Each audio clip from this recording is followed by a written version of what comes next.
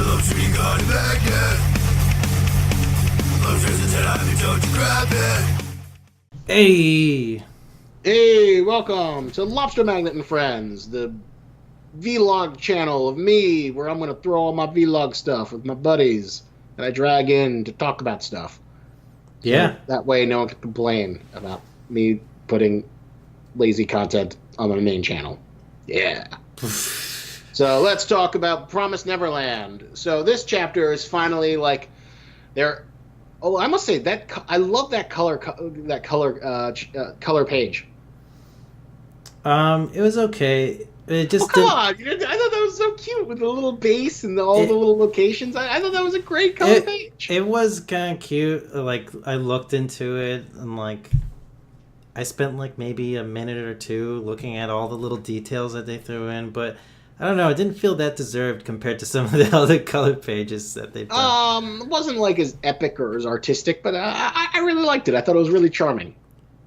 Yeah, but, like, considering, like, how the series has gone so far, like, you know, like, them having, like, a color page of, like, the bunker after, you know, the kids just, like, making it, like, without breaking a sweat to, like, this bunker, and, like, everything's, like, all happy-dappy with them. Like, nothing bad or consequential has happened to them so far. It just feels... I don't know, it doesn't feel very earned for me in terms of, like, yeah, I can appreciate this color page, as, you know. I still have problems with this series, like, not bringing in the consequences, like the heavy consequences. Well, one thing that I think is promising is I like the fact that we're getting a little bit more ruthless Ray, who's like, I'm going to kill this guy, which we haven't seen in a while. Ray's been, like, neutered versus, like, the little angry... you know, edgelord that we loved so much in the first chapter, or first, you know, arc. Yeah. So I'm like the fact that that's kind of reemerging after like being dormant for so long. Yeah, that's nice. He is like trying to take in any possible. They're showing each other's like mental like strategies and like how they're dealing with this situation with this Rufio guy, right? Mm-hmm. Yeah, we're still calling him Rufio. Still calling him Rufio.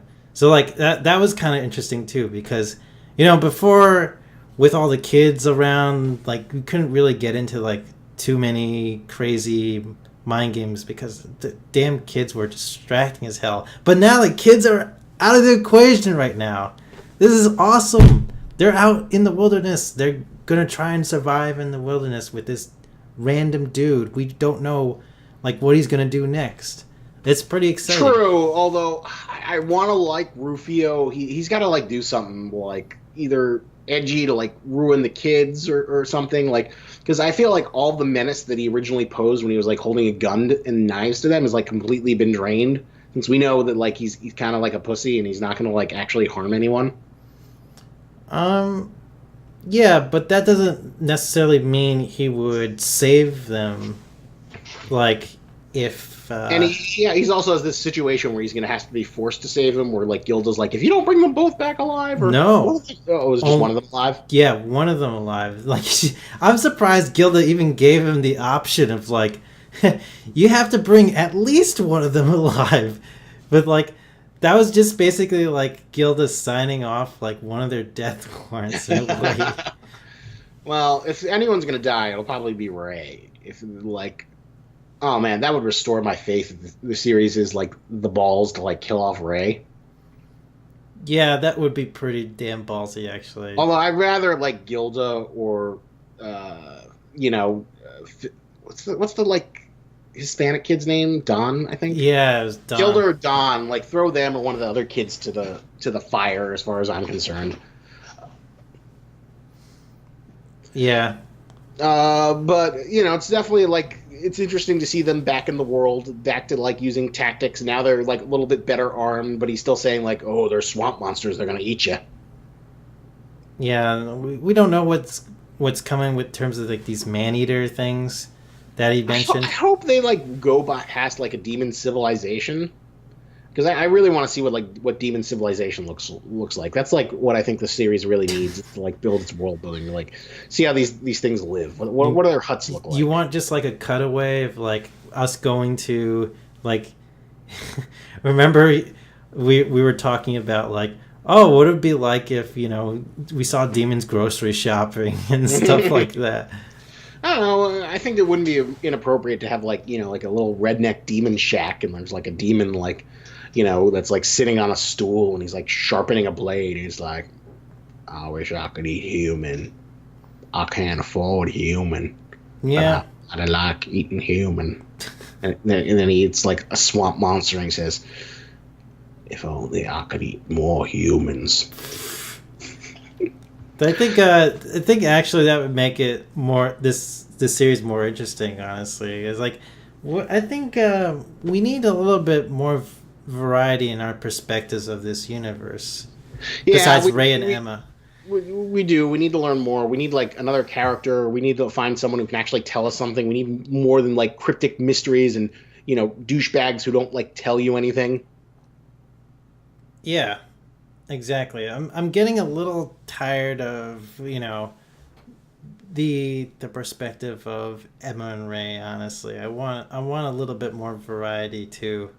Yeah, because they don't know anything, and we need some mysteries revealed. We need a little more context for things, to like take this series to the next level. I think the universe for this series, is like it's pretty interesting, but you just need a little bit more variety in the texture of explaining it. We need some more, and we need more iconography. We need more like organizations. We need to learn more how things work. We can't just have kids running around in the woods. We need to learn a little bit more about how this demon world works. Yeah, completely. And we need some more information other than like, oh, humans were like we had an agreement and then we just went over to the side of the fence and that was it. And I'll try and mimic something that Zavu will say. We need more freaking child death. Flarping child death. There was like as you noticed, Zavu wasn't able to join us today. We were doing this a little later than he could join us. Unfortunately, try and get him next week. Also, his webcam isn't working, so we got his webcam isn't working as well. So we gotta fix that. I don't know. I like Disco Zavu. Disco's. I don't mind it for this as much as it annoys me for the the D&D, which I got to work on to get that up to snuff. But it's definitely an improvement. What score would you give this? I give this like a 7.5. It's a step in the right direction for. Yeah, I agree. I think 7.5 is like. It's still like a dearth of information other than like really obvious stuff. But it's definitely an improvement over what we had left. So this swamp or whatever, Goldie Pond, better be cool. Better show us some good stuff. We better see a plantation and learn about some poachers. Yeah. You got to improve. Hopefully we'll get something in an amazing chapter. And like, come on, Promised Neverland. You were the chosen one. Yeah, the map itself too was also kind of interesting. Like, it showed us like how diverse like the world could be, like if they explored it a little bit more. There's like some interesting things about it. It reminded me of like some kind of like Zelda map to like one of those like, Zelda worlds. Like not which one am I thinking? Link to the Past probably, but I didn't even play Link to the Past that much, honestly. That's funny. That's an interesting comparison. A Zelda map filled with adventure. Yeah.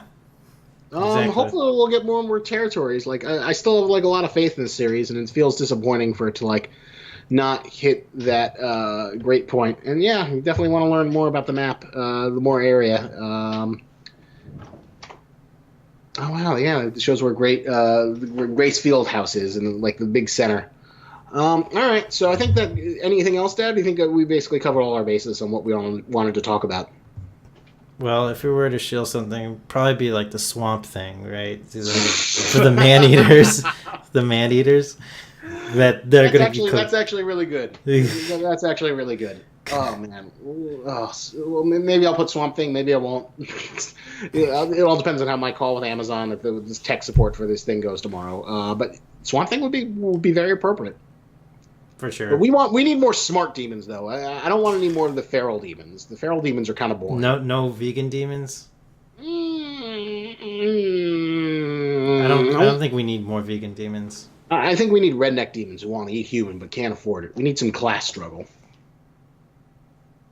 Yeah, just like any demons that are just like casual demons would be nice. Yeah, so some good old casual demons. All right, so I think that finishes most of our thoughts, right? Yeah, I think so. Let us know what you think. Of the Promised Neverland. Give me comments, feed me comments, send me likes if you enjoy this conversation. And remember, lobster is a tennis, but don't you grab it. Yep. Lobsters made of lights.